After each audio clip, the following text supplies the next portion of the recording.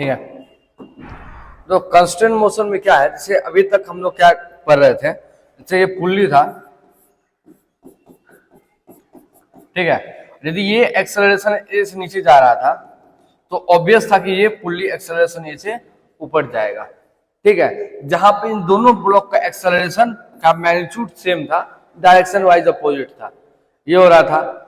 लेकिन जब पुल्ली को ही मूव कराने लगोगे, जब इस पुल्ली को ही तुम मूव कराना शुरू कर दोगे एक्सेलरेशन A1 से, तब इसका एक्सेलरेशन ए और इसका एक्सेलरेशन ए नहीं होगा। जब ये पुल्ली सेल्फ मूव करने लगेगा तब तुम देखना कि दोनों का एक्सेलरेशन जो होगा ना वो डिफरेंट होगा, ठीक है। वो because of the constant motion. Constant motion कहते किसको है? कांस्टेंट का मतलब होता है रुकावट, कंस्ट्रेंट है लाइफ में, रुकावट है। तो मोशन में कुछ रुकावट, जैसे मानो कि ट्रेन है, अब ट्रेन हमेशा क्या करेगा, एक पटरी पे ही चलेगा। ऐसा नहीं हो सकता है ट्रेन इस पटरी से उतर जाए, तो बोलेंगे ट्रेन ये क्या है, कांस्टेंट मोशन है। कांस्टेंट मोशन मतलब क्या कि फॉलो करेगा एक स्पेसिफिक पाथ, फॉलो एक स्पेसिफिक पाथ। ये क्या करेगा, स्पेसिफिक पाथ को फॉलो करेगा, ठीक है। तो अब इस सब में केस में क्या होता है ना, जब तुम अभी हम लोग देखेंगे सवाल में, इस सब केस में जैसे पहले हम लोग पास क्या था, 2 वेरिएबल होता था, याद करो 2 वेरिएबल होता था, 2 इक्वेशन लिखते थे और दोनों इक्वेशन को सॉल्व करके आंसर लाते थे। अब तुम देखो, यदि तुम्हारे पास कांस्टेंट रिलेशन नहीं होगा तो तुम्हारे पास यहां देखना, पहले 2 वेरिएबल था, या तो टेंशन था या एक्सेलरेशन था, मान लेते सपोज दैट, या टेंशन था और एक्सेलरेशन था, तुम्हारा 2 वेरिएबल। लेकिन अब यहाँ पे एक्सेलरेशन 1, एक्सेलरेशन 2, अलग अलग एक्सेलरेशन हो जाएगा because of the constant motion.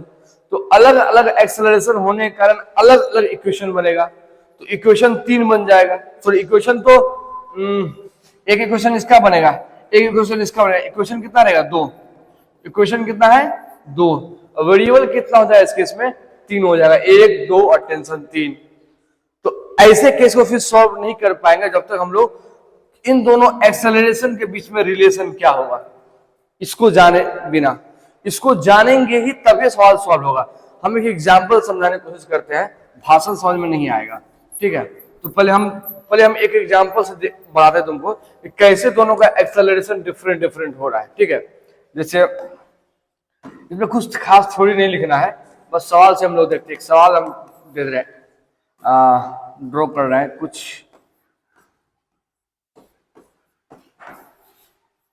Surface है यहाँ पे रखा हुआ है, और ये समझ लो इसका ये 2 kg का ब्लॉक है और ये समझ लेते ये 4 kg का ब्लॉक है, ठीक है, संभव। और ये जो था ये ऊपर जा रहा है फोर्स से 2t के बराबर, F equals to 2t। 2t क्या है यहाँ पे, टाइम है, t क्या है यहाँ पे, टाइम, ठीक है, कोई दिक्कत नहीं।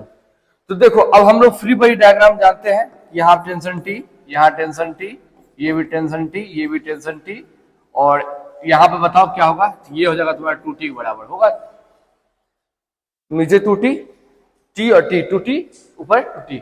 मतलब इसका मतलब क्या हो गया कि f किसके बराबर है, f है तुम्हारा 2t के बराबर। ये बात बहुत पहले भी बता चुके हैं कि f किसके बराबर होगा, 2t के बराबर। तो यहां से तुम्हारा f क्या है, हमारा f है 2 टेंशन है, और यहाँ 2, ये f क्या है 2t है, ठीक है, ऐसा है। यहां से कट जाएगा ये, तो टेंशन किसके बराबर आ रहा है, टाइम के बराबर। यहां से टेंशन किसके बराबर आ रहा है, टाइम के बराबर। 3 क्वेश्चन फ्रेम करते हैं। क्वेश्चन 1 फ्रेम करते हैं कि जब बताओ acceleration of both block, acceleration of both block, ठीक है। और पता करना है acceleration of both block, acceleration of both block. Question number 1, when time equals to 5 second, question number 2 when time equals to 10 second, और question number 3 when time equals to 25 second, ठीक है। हमको इन तीनों केस में एक्सेलरेशन पता करना है, ठीक है। तो पता करते हैं। तो देखो जब तुम्हारा समय, जब तुम्हारा टाइम क्या है 5 सेकेंड है, अभी जस्ट हम रिलेशन निकाले, जितना टाइम होगा उतना टेंशन होगा। टेंशन किसके बराबर आ रहा है, टाइम के बराबर आ रहा है। डेट मीन टेंशन इसमें कितना हो गया, 5 न्यूटन। कोई दिक्कत? अब एफबीडी दोनों ड्रॉ करते हैं यहाँ पे। ये तुम्हारा 2 kg और ये तुम्हारा 4 kg। नीचे हम लगेगा 2G और इसके नीचे लगेगा 4G। प्रिसाइसली बोलते ये हो गया 40 न्यूटन और ये हो गया 20 न्यूटन। ठीक है, ऊपर क्या लग रहा है? टेंशन। तो टेंशन ऊपर लग रहा है T और यहाँ टेंशन लग रहा है T, लग रहा है देखो। अब बताओ क्या इसमें मोशन होगा? ये क्या ये एक्सेलरेट करेगा? नहीं करेगा। बताओ क्यों? क्योंकि टेंशन कितना है? 5 है और ये भी 5 है। तो नीचे वाला ज्यादा है ऊपर वाला से, ऊपर वाला कभी खींच पाएगा उसको? नहीं खींच पाएगा। मतलब यहाँ पे नो एक्सेलरेशन, यहाँ पे एक्सेलरेशन दोनों का नहीं होगा। दैट मींस दोनों ब्लॉक इस समय तक रुका हुआ रहेगा।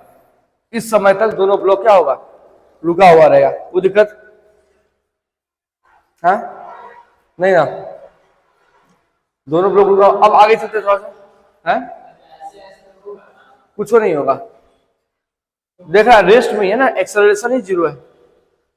ऊपर फोर्स लग रहा है 5 न्यूटन, नीचे फोर्स लग रहा है मानो एक तराजू है और 50 किलो का बटखारा रख दिया है और उसको उठा रहे हैं 2 किलो बटखारा के जितना फोर्स बराबर, तो उठ जाएगा? नहीं उठेगा। नीचे ज्यादा फोर्स लग रहा है, ऊपर कम फोर्स लगेगा, कभी उठ पाएगा? नहीं उठ पाएगा। क्योंकि इसको ऊपर जाने के लिए तुम्हारा ऊपर वाला फोर्स तो ज्यादा होना पड़ेगा नीचे वाले फोर्स की तुलना में, तभी ऊपर जाएगा। क्या? ये तो सिंपल लॉजिक है। कोई दिक्कत? तो अब हम लेते हैं टाइम जो है 10 सेकेंड वाला बात कर लेते हैं कि वेन टाइम जो तुम्हारा कितना है भैया? 10 सेकेंड। इस केस में तुम्हारा ये भी तुम्हारा क्या होगा? 10 न्यूटन हो जाएगा। और यहां पे भी 10 सेकेंड नहीं देते, कुछ दे देते हैं 20 सेकेंड दे देते हैं। ठीक है, 10 सेकेंड में वही रिजल्ट आ रहा है, 20 कर देते हैं। 20 सेकेंड न्यूटन कितना होगा? 20 न्यूटन हो गया। हुआ? अब देखो ब्लॉक ये है और ब्लॉक ये है। ये 2 kg का, ये 4 kg का। ऊपर लग रहा है टेंशन भैया, ऊपर लग रहा है टेंशन, नीचे लग रहा है mg 2 × 10 20।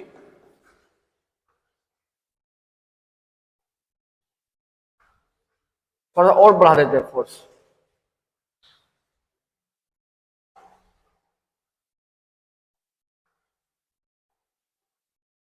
एक काम करते हैं और बढ़ाते हैं, 25 सेकेंड दे देते हैं और यहां पे इसको 40 सेकेंड कर देते हैं। थोड़ा क्वेश्चन अच्छा लगेगा। इसको 25 सेकेंड कर देते हैं और इसको 40 सेकेंड कर देते हैं। 40 नहीं करते, 50 कर देते हैं। 50 सेकेंड। ठीक है, चलो। तो यहाँ पे कितना हो जाएगा पता? 25 सेकेंड का 25 न्यूटन हो जाएगा। यहाँ पे हो गया तुम्हारा 25 न्यूटन और यहाँ पे हो गया तुम्हारा 25 न्यूटन। नीचे क्या लगेगा? 40 न्यूटन। ठीक, अब देखो, अब बताओ ये क्या ये एक्सेलरेट करेगा? हाँ करेगा। तो ऊपर 25 है, नीचे 20 है, तो ऊपर जाएगा। ये ऊपर जाएगा। एक्सेलरेशन A1 से माने तो ऊपर जा रहा है। इसका लिखेंगे इक्वेशन ऑफ मोशन इस बॉडी का। तो क्या कैसे लिखेंगे बताओ तो? 25 - 20 + मास × एक्सेलरेशन, यही होगा। तो 2a = क्या हो गया? 5 हो गया। तो A1 का आ गया 5/2 मीटर/सेकंड²। ये आ गया एक्सेलरेशन। इसमें बताओ एक्सेलरेशन होगा? नहीं होगा, क्योंकि ऊपर वाला फोर्स बट छोटा है, नीचे वाला फोर्स है, तो नो एक्सेलरेशन। No acceleration. ये ऊपर जाना शुरू करेगा, ये अभी तक जमीन पे ही बैठा रहेगा। ठीक है, अब दो थोड़ा सा,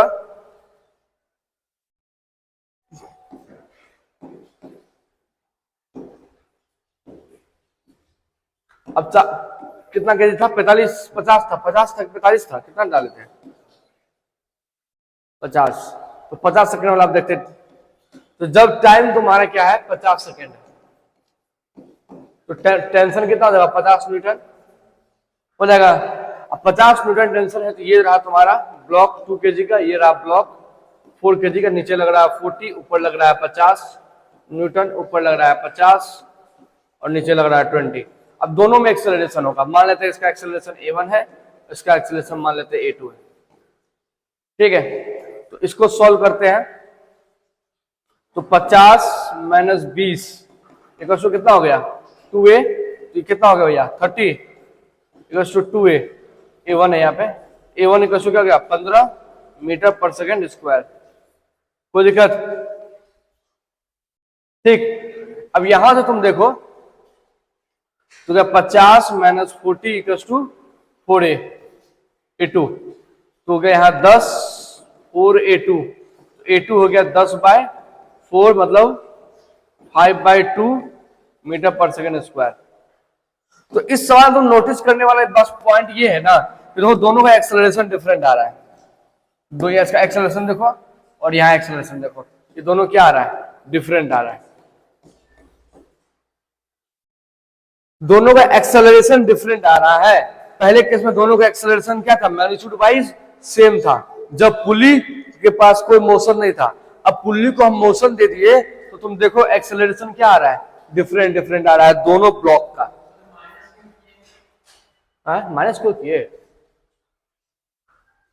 ये माइनस क्यों किए? अल्लाह, कहानी खत्म हो गया, तो माइनस क्यों किया? यही फंसा हुआ है। लिखते थे एफ नेट इक्वल टू, लिखते थे मास इनटू एक्सेलरेशन। तो एफ नेट के लिए हम बताए थे यदि कोई मानो कि ऊपर लग रहा है F1 और नीचे लग रहा है F2 मान लेते हैं सर, और इसका एक्सेलरेशन इस डायरेक्शन में है, तो जिस डायरेक्शन में एक्सेलरेशन है उसको पॉजिटिव डायरेक्शन मानना है, उसको नेगेटिव मानना है। तो पॉजिटिव F1 है, नेगेटिव F2 है, मास इनटू एक्सेलरेशन। समझा? ठीक है, तो हम यहां यही बता रहे थे भैया कि यदि पुल्ली के पास तो मोशन है तो दोनों का एक्सेलरेशन डिफरेंट है। तो इस केस में क्या होगा तुम्हारा? हम बताएं कि पहले केस में दो ही इक्वेशन बनता था। जब हमारा पुल्ली रुका हुआ रहता था तो यहां से हम इस ब्लॉक को करते थे, ये ब्लॉक, एक ब्लॉक यहां से एक इक्वेशन निकालते थे, फिर यहां से एक इक्वेशन निकालते थे, दोनों को सॉल्व कर देते थे। लेकिन यहाँ पे क्या करते थे? इसका एक्सेलरेशन और इसका एक्सेलरेशन क्या होता था? सेम होता था। अब इस दोनों का एक्सेलरेशन डिफरेंट है, तो यहाँ पे इक्वेशन तो अभी भी दो ही होगा, इसका एक। ठीक, अब एक्सेलरेशन डिफरेंट है और यहाँ टेंशन भी डिफरेंट है, तो वेरिएबल कितना हो गया भैया बताओ? ये हो गया एक एक्सेलरेशन A1, A2 और T, 3 वेरिएबल हो गया। अब सवाल सॉल्व ही नहीं होगा जब तक हमको A1 और A2 के बीच में रिलेशन पता नहीं होगा। A1 और A2 के बीच में रिलेशन पता नहीं होगा तो सवाल सॉल्व ही नहीं होगा। We have 3 variable, we have 2 equation, we can not solve it. Equation mathematics बोलता है 2 इक्वेशन में 3 वेरिएबल को सॉल्व नहीं कर सकते हैं। ठीक है, 3 वेरिएबल है तो 3 इक्वेशन चाहिए। तो 3 इक्वेशन कहां से मिलेगा? एक इक्वेशन यहां से, एक इक्वेशन यहां से, और दूसरा इस दोनों का रिलेशन निकाल के। मतलब हम लोग क्या निकालना पड़ेगा? कंस्ट्रेंट रिलेशन निकालना पड़ेगा। क्या निकालना पड़ेगा?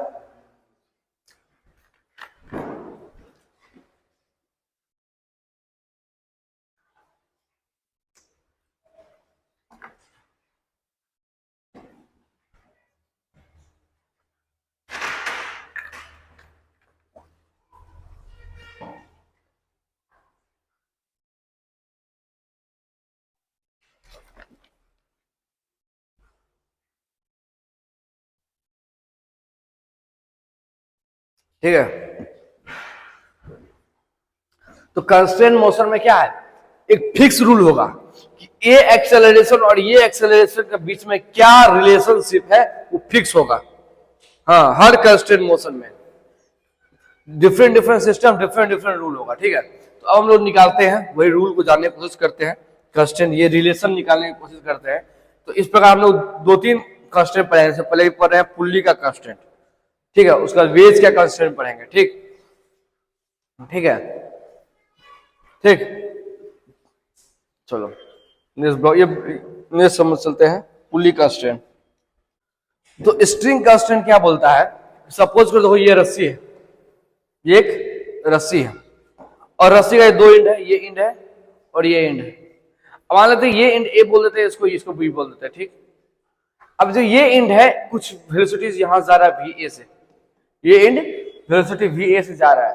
अब इस रस्सी को टाइट रहना है, क्या रहना है?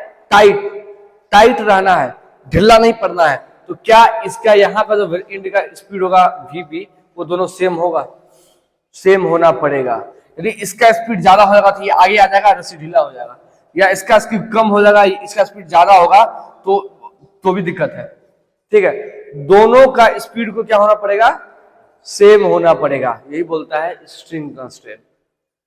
कि in according to string constant in order to taut the string, taut in order to क्या बोलते हैं, tight the string the velocity of both ended should be same. Both end क्या, हर एक पॉइंट का इस रस्सी पे हर एक पॉइंट का स्पीड क्या होना चाहिए, सेम होना चाहिए, तभी ये टाइट रह सकता है। कोई दिक्कत यहां तक? किसी को भाषा में नहीं आता हो तो लिख दो।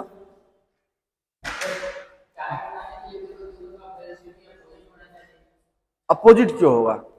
अपोजिट हम नहीं, हम अपोजिट होगा तो भी टाइट रहेगा, लेकिन अपोजिट हम बात नहीं कर रहे हैं यहाँ पे। अपोजिट रहेगा तो टाइट होगा ही। हम यहाँ बोल रहे हैं दोनों पे सेम जा रहा है, मतलब रस्सी ऐसे है और रस्सी वैसे खींच रहे हैं यहाँ से इधर से। ऑब्वियसली अपोजिट डायरेक्शन रहेगा तो भी टाइट होगा, एक समय आएगा टूट भी जाएगा। हम उसका बात नहीं कर रहे, हम बात कर रहे हैं दोनों सेम इस डायरेक्शन में जा रहे हैं, ठीक है। उस समय में दोनों पॉइंट इंड का या किसी हर एक पॉइंट का स्पीड वा सेम होना चाहिए। स्पीड डिफरेंट हुआ तो हो सकता है कि टाइट ना हो। यदि मानो कि ये स्लो जा रहा है, ये फास्ट जा रहा है, ये तो आगे आ जाएगा, इंड ढीला हो जाएगा, तो ऑब्वियसली दो सेम होना चाहिए, ठीक है। कोई दिक्कत?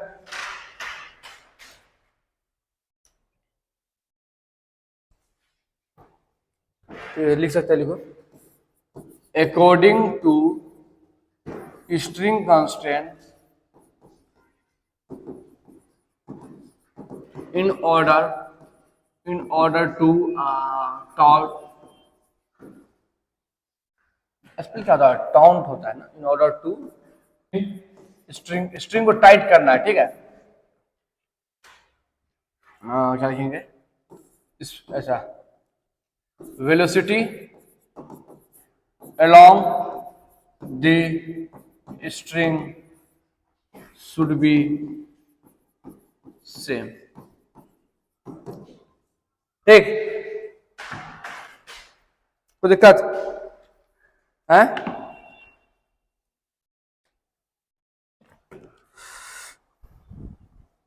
ठीक है, ये रस्सी है हमारा और ये पॉइंट है, इसका वेलोसिटी वी है और इसका वेलोसिटी वी बी है। इसके अकॉर्डिंग क्या होगा, वी ए तो तुम्हारा होगा बराबर वी बी का होगा, ठीक है। कोई दिक्कत? इसे देखते हैं, तो देखने सवाल दो।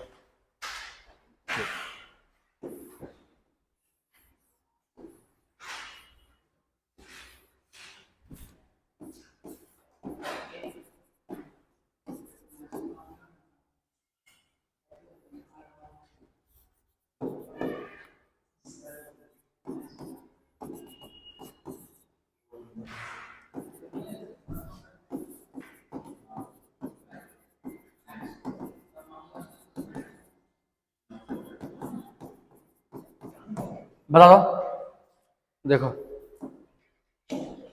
इसका स्पीड कितना है अलोंग द स्ट्रिंग, v1 है, तो इसका भी स्पीड पता करना पड़ेगा अलोंग द स्ट्रिंग। अच्छा ये ऐसे नहीं दिया हुआ, ये ऐसे दिया हुआ है v2, अच्छा यहाँ 2 दे देती है v2, इसका स्पीड v1 है।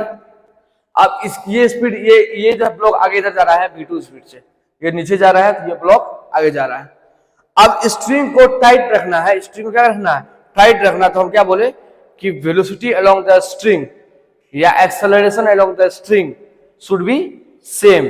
तो इसका मतलब स्ट्रिंग के अलोंग वेलोसिटी क्या होगा बताओ, v2 cos थीटा होगा। तो according to string constant v1 जो किसके बराबर होगा, v1 इज बराबर टू v2 cos थीटा।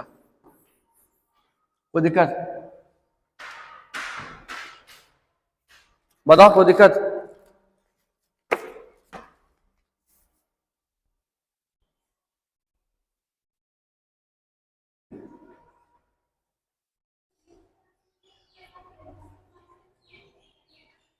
ठीक है, यदि हम लोग ऐसा कुछ फिगर बनाते हैं,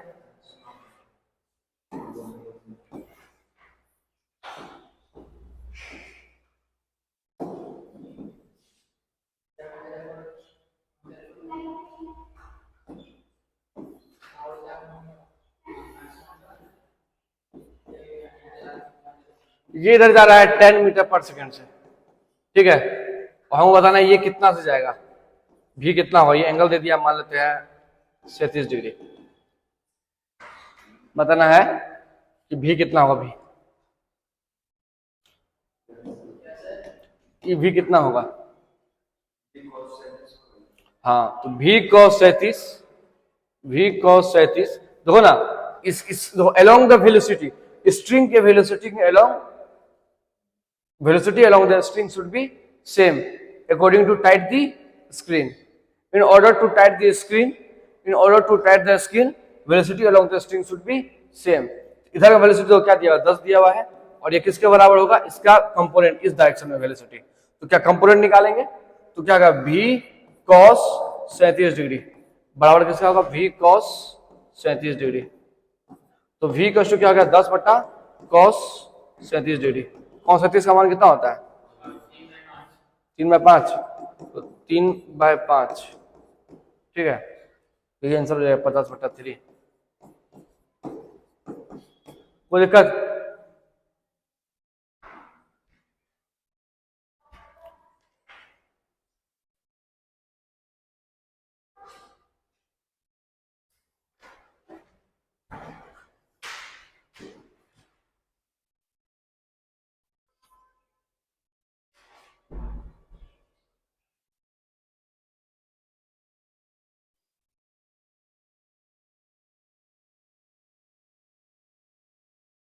ठीक है।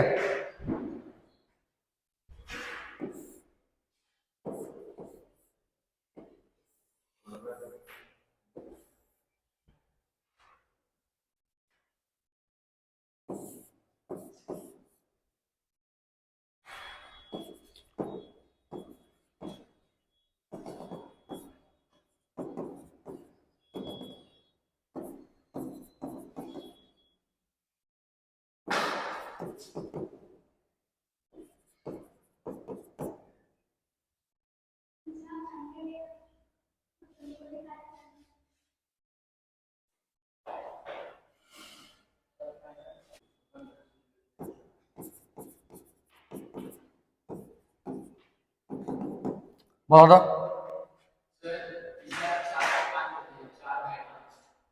मुझको भी लग रहा था, तुम बोल दिया तो बोला तुमको याद होगा।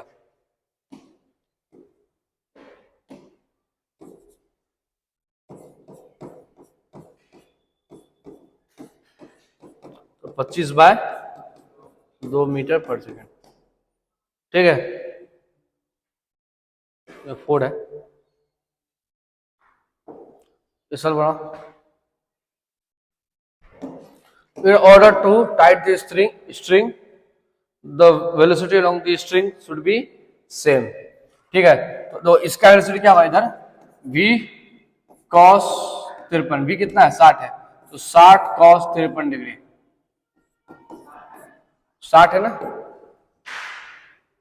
अब देखो, अब इसका निकालना भैया, तो along द स्ट्रिंग, ये हो गया स्ट्रिंग का along, ये हुआ, तो ये वेलोसिटी पता करना है, तो उसके लिए ऐसे बना दो। तो ये 37 है, तो ये कितना होगा, 37 डिग्री होगा, ठीक है। तो अब बताओ इधर कितना हो गया,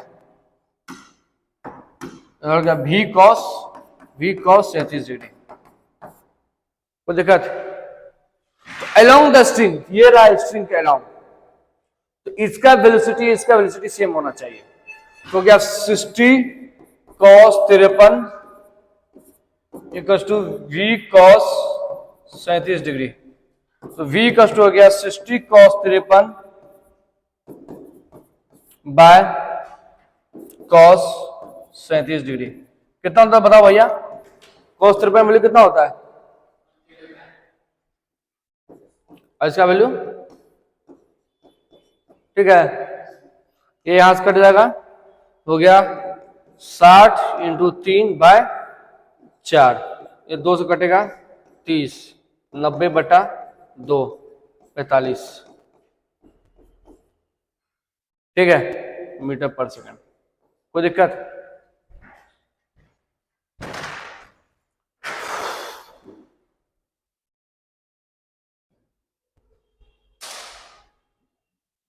कोई दिक्कत,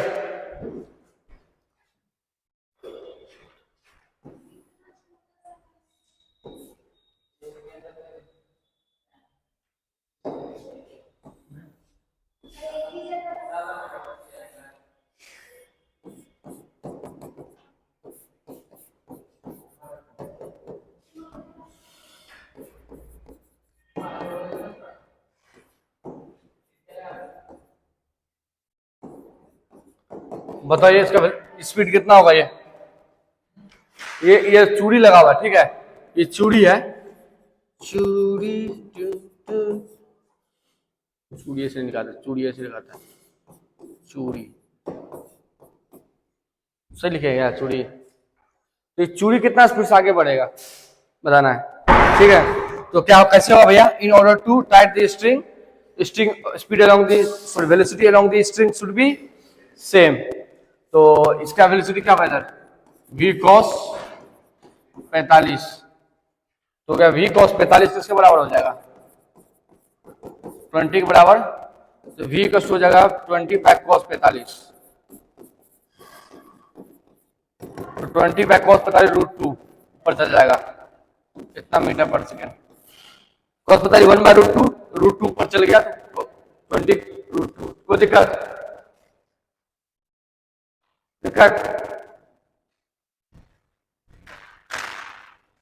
Nagarjuna college of engineering technology Muddupur की, कौन जगह है मुद्दूपुर की।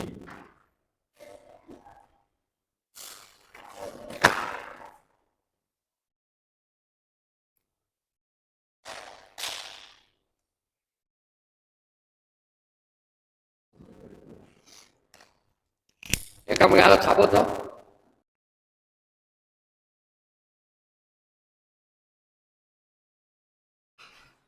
ठीक है,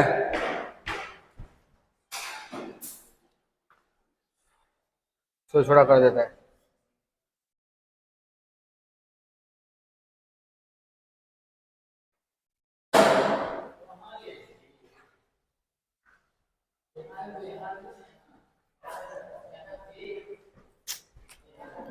ठीक है, पुल्ली का स्ट्रिंग का स्ट्रिंग पढ़ा दिए, अब पुल्ली का स्ट्रिंग, पुल्ली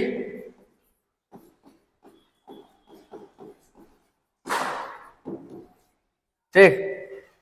तो इसमें क्या है कि मानो कि ये पुल्ली है हमारा, अब पुल्ली का एक रस्सी ऐसे लगा हुआ है, दूसरा रस्सी ऐसे लगा हुआ है, तीसरा रस्सी ऐसे लगा हुआ है, ठीक है।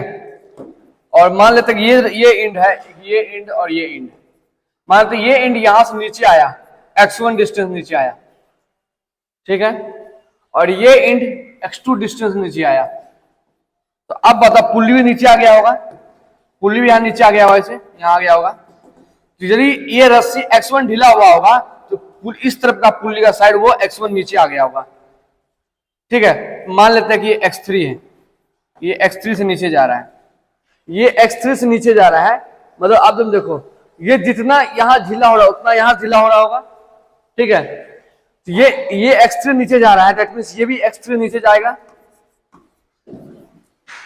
ना, क्योंकि ये पॉइंट x3 नीचे जा रहा था, तो ये वाला साइड भी x3 नीचे आया होगा, ठीक है। और ये वाला साइड भी जो x3 नीचे आया होगा। तो क्या हो रहा है, x1 जो रस्सी को ढीला कर रहा है उसको कौन बैलेंस कर रहा है, x3 जो ढीला को बैलेंस कर रहा है, ये x3 बैलेंस कर रहा है, और x2 जो रस्सी को ढीला कर रहा है, स्ट्रिंग को ढीला कर रहा है, वो उसको बैलेंस कौन कर रहा है, x3 कर रहा है। That means x1 plus x2 जो रस्सी को ढीला कर रहा है, दोनों मिला के उसको बैलेंस कौन कर रहा है, 2x3 कर रहा है, ठीक है। मतलब x1 प्लस x2 जो रस्सी को ढीला कर रहा है उसको बैलेंस कौन कर रहा है, 2x3 बैलेंस कर रहा है। बात क्लियर है, x1 जो रस्सी को ढीला कर रहा है उसको x3 बैलेंस कर रहा है, x2 जो रस्सी को ढीला कर रहा है उसको कौन बैलेंस कर रहा है, x3 बैलेंस कर रहा है, ठीक। तो इसीलिए बोलेंगे x1 प्लस x2 जो ढीला कर रहा है रस्सी को उसको बैलेंस कौन कर रहा है, 2x3 कर रहा है, 2x3 कर रहा है। क्लियर है, चलो यही होगा तुम्हारा पुल्ली कांस्टेंट रिलेशन, ठीक है। अब यदि हम इसको डिफरेंशिएट करते विद रिस्पेक्ट टू टाइम तो हो जाएगा v1 plus v2 equals to 2v3 हो जाएगा। और यदि हम इसको फिर डिफरेंशिएट करते विद रिस्पेक्ट टू टाइम तो क्या हो जाएगा, a1 plus a2 equals to 2a3 हो जाएगा। इसको ऐसा भी लिख सकते हैं, a3 इक्वल्स टू क्या होगा, a1 plus a2 bye 2। That means a3 क्या है, is the average of a1 plus a2, a1 and a2 का। a3 is the average of a1 and a2। That means इसका जो एक्सेलरेशन होगा या इसका जो वेलोसिटी होगा, इन दोनों का क्या होगा, एवरेज होगा, इन दोनों का क्या होगा, एवरेज होगा। कोई दिक्कत, समझ में आया? आया धनराज?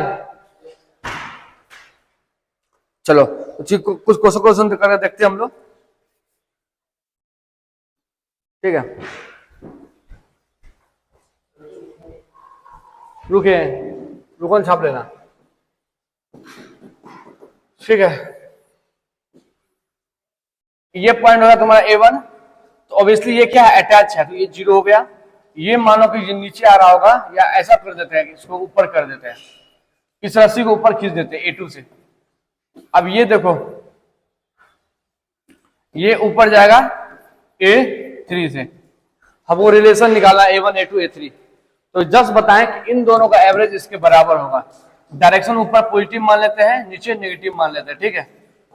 चलो हम इसको थोड़ा सा और अच्छा कॉम्प्लिकेटेड करके ऐसा कर देते हैं, नीचे कर देते हैं A3, नीचे कर देते हैं A3, ठीक है। हम कुछ बताना चाह रहे हैं, नीचे A3 मान लेते हैं, ठीक। देखो तो इन दोनों का एवरेज क्या होगा, A1 प्लस A2 किसका बराबर होगा, A3 के बराबर होगा। A1 0 है plus A2 bye 2 equals to, अब देखो यहाँ पे A2 पॉजिटिव है तो A3 क्या होगा, नेगेटिव होगा यहाँ पे, मतलब A2 इक्वल्स टू क्या आ गया, -2 A3 आ गया, ठीक है।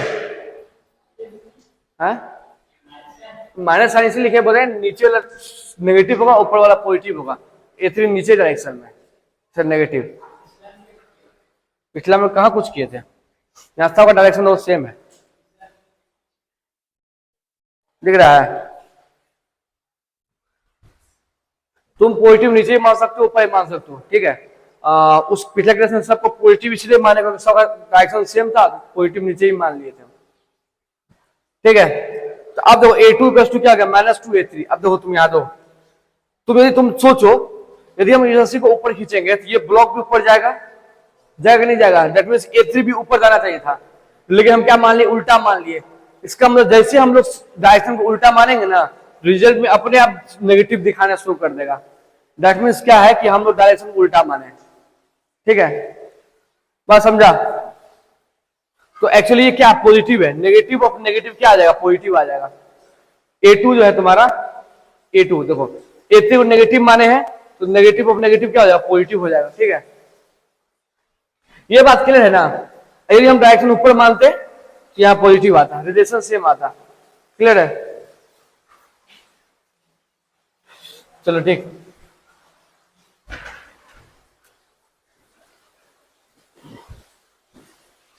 अब जैसे बचपन में सवाल करते आ रहे थे, बचपन में किए थे हम लोग, क्या कर देते हैं, बचपन में ये किए थे, ये हमारा आता था पुल्ली, और ये रहा, ये रहा, और ये रहा ब्लॉक, और हम लोग वहां टाइट बोलते थे। यदि यदि ये नीचे ए से जा रहा है तो ये ऊपर ए से जाएगा, ऐसा बोलते थे ना पहले। ये नीचे से ए से जा रहा है तो ये ऊपर ए से जाएगा। चलो मान लेते कि ये हमको पते नहीं है, हाँ हम मान लेते ये नीचे A1 से जा रहा है, इसको नीचे मान लेते A1 से जा रहा है, A2 बोल देते हैं, ठीक है।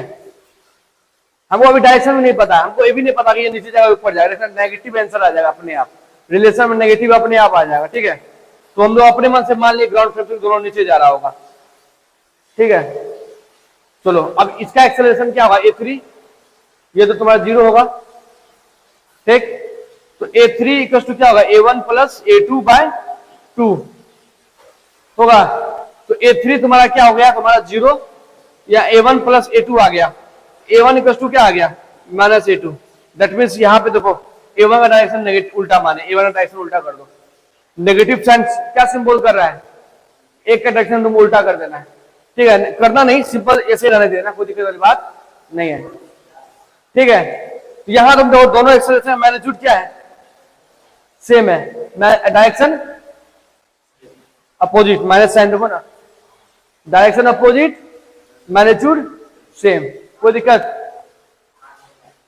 यही ये बचपन में ही करते आए थे ना हम लोग, यही करते थे, इसको जितना एक्सेलरेशन ऊपर भेजते थे उसको इतना एक्सेलरेशन से नीचे भेजते थे, या जिसको जितना एक्सेलरेशन ऊपर भेजते थे इसको उतना एक्सेलरेशन से नीचे, बचपन में यही करते थे। यहाँ तो पुली कंस्ट्रेंट से ये बात को हम लोग जस्टिफाई भी कर पा रहे हैं, ठीक है। बारिश बरसा की दूरी, ठीक है, तो कुछ बनाओ तुम लोग।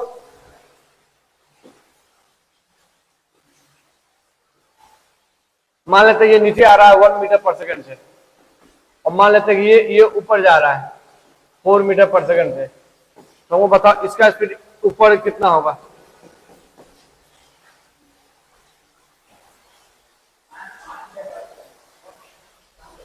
पांच मीटर। तो v का क्या होगा भैया? -1 + 4/2 यही होगा ना।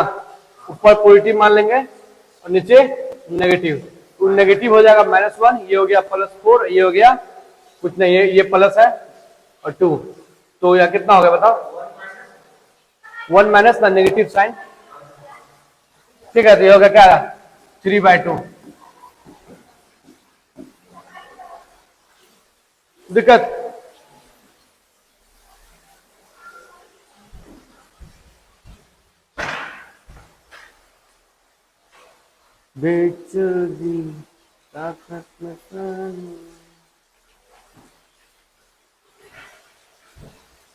वो गाना है बारिश, और नहीं नेपाली गाना है, क्या गाना है? ऐसा कुछ गाना है ना नेपाली वाला, सुनी हो? है वही गाना, अभी गाना है कहाँ खत्म हुआ? बहुत है, कल तक चलेगा ये कहानी।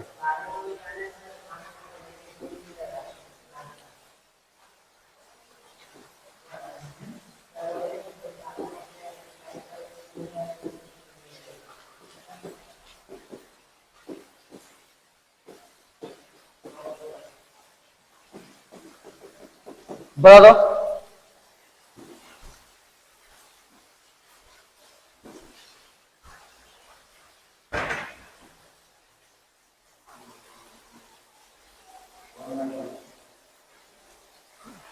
दाएं 1/3, 1/2। तो v का क्या होगा भैया? 2 - 3/2, v का -1/2 मीटर पर सेकेंड। ठीक है, दैट मीन्स डायरेक्शन इधर होगा, मतलब ये पुली नीचे जा रहा होगा। ठीक है, पुली कहाँ जा रहा होगा? नीचे जा रहा होगा। ठीक है, तो डायरेक्शन ऊपर माने हैं, नेगेटिव आंसर आ गया, दैट मीन्स पुली नीचे जा रहा होगा। ठीक,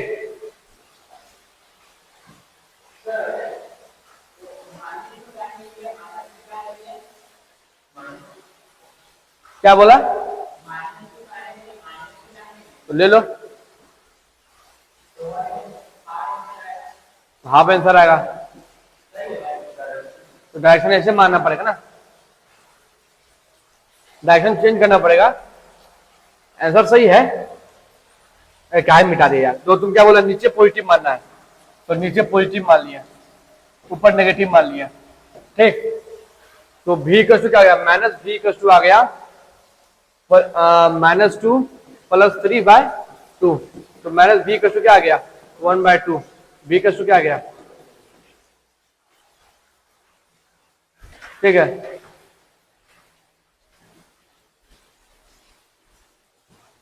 चलो एक और सॉल्व देखते हैं।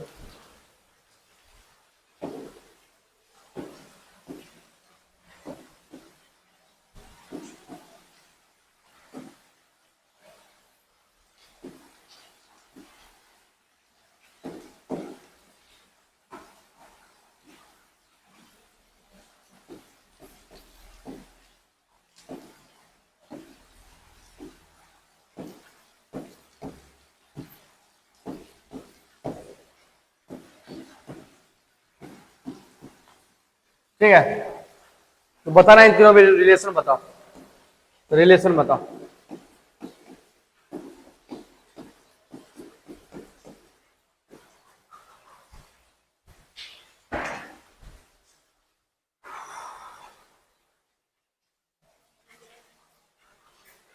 ये V1 जाएगा तो ये भी V1 से नीचे आएगा, ये भी V1 से नीचे जाएगा, ये V2 जाएगा तो ये भी V2 से जाएगा नीचे, ये भी V2 से नीचे जाएगा।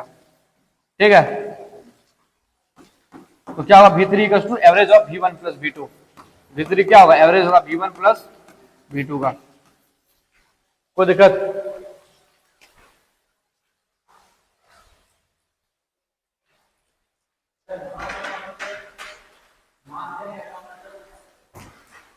कोई मतलब नहीं।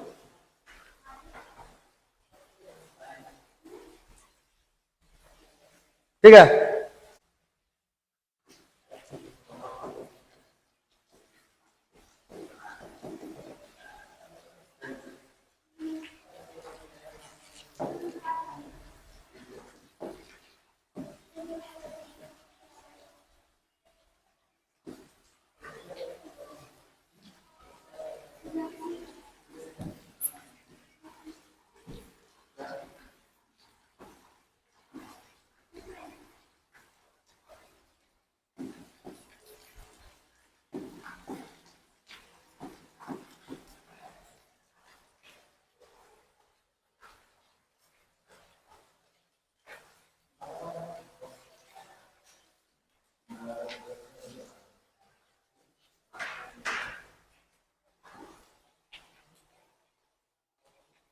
ऐसा सवाल नहीं है, ऐसा है।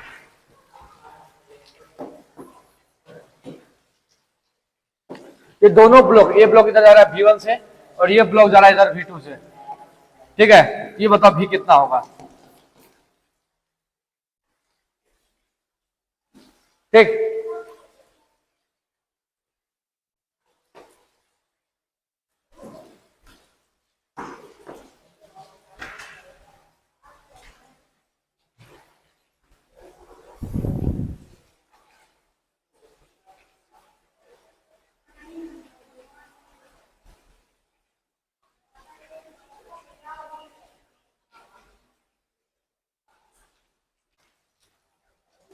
ये V1 जा रहा है, इन दोनों का एवरेज होगा यहाँ पे, मतलब ये देखो यहाँ पे तो वेलोसिटी जीरो होगा क्योंकि ये रेस्ट में।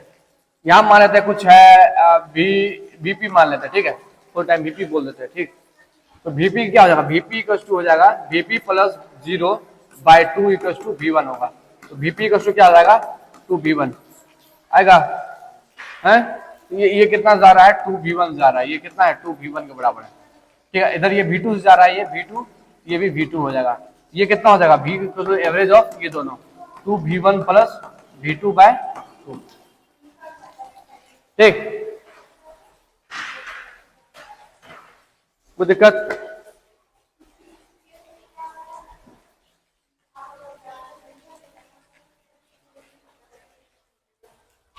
ठीक, और कुछ प्रैक्टिस करो।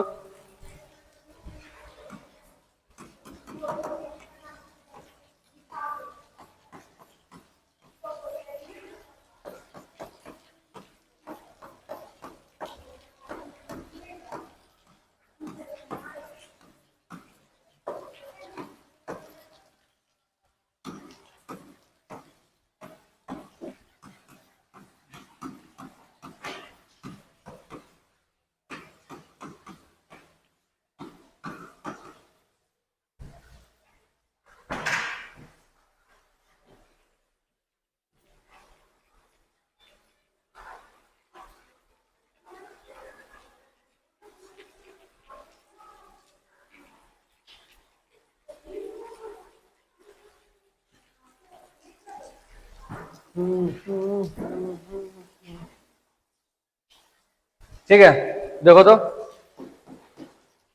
देखो ये यहाँ पे एक्सेलरेशन कितना होगा 0, इन दोनों का एवरेज इसके बराबर होगा। इसको बोल देते हैं, मान लेते हैं कुछ बोल देते हैं VP बोल देते हैं, तो A3 प्लस VP/2 इसके बराबर 0 बराबर, तो VP नहीं होगा AP होगा ना, एक्सेलरेशन का बात कर रहे हैं AP। तो AP का क्या आ जाएगा भैया -A3। और ये बहुत बड़ी बात नहीं है, हमेशा हम बताए थे कि ब्लॉक रेस्ट पे होगा, इसका जितना ऊपर जाएगा वो भी इतना से नीचे जाएगा। तो ये सिस्टम यहाँ रेस्ट पे है, तो ये जितना ऊपर जाएगा उतना नीचे आएगा। दैट मींस ये जितना स्पीड होगा उतना नीचे का ये स्पीड होगा, दैट मींस -A3 होगा। कोई दिक्कत वाली बात नहीं, ठीक है। तो अब तो इन दोनों का एवरेज इसके बराबर होगा, इन दोनों का एवरेज इसके बराबर होगा, ठीक है। चलो, तो मान लो कोई डायरेक्शन, नीचे वाला डायरेक्शन कोई पॉजिटिव मान लेते हैं, हाँ, तो नीचे वाला डायरेक्शन को पॉजिटिव मान लेते हैं, इस बुलेरी की बात कर रहे हैं, और ऊपर वाला को नेगेटिव मान लेते हैं। ठीक, तो क्या होगा यहाँ पे बताओ, AP इक्वल टू हो जाएगा A1 माइनस A2/2। ठीक है,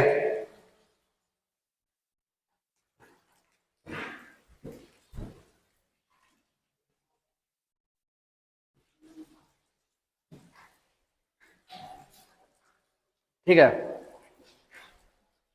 कोई दिक्कत? चलो,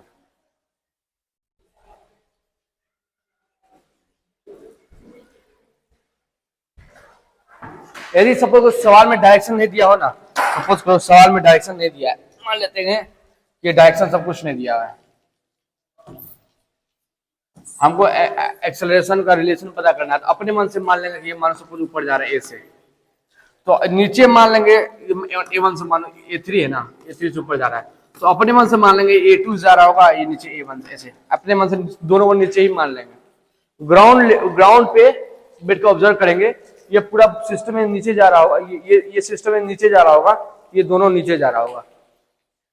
ठीक है, जब हम रिलेशन निकालेंगे ना तो अपने नेगेटिव आंसर आ जाएगा। ठीक है, ज्यादा तुमको कुछ करना ही नहीं है, बस दोनों को एक ही डायरेक्शन में मार देना। हम ऐसा क्यों बोल रहे हैं? क्योंकि तुमको साइन कन्वेंशन में दिक्कत नहीं हो। ठीक है, अदरवाइज साइन पुट करने में कहीं दिक्कत हो जाएगा तो दिक्कत हो सकता है। और समझ में आ रहा है? ठीक, इसका सारा सॉल्यूशन डिलीट हो गया, तुम लोग खुद से कर लेना। ठीक, और कुछ क्वेश्चन देखते हैं या कुछ नया कंसेप्ट पढ़ाते हैं। आते खा रहे तो नया कंसेप्ट पढ़ाएंगे। ठीक, टेंशन में था।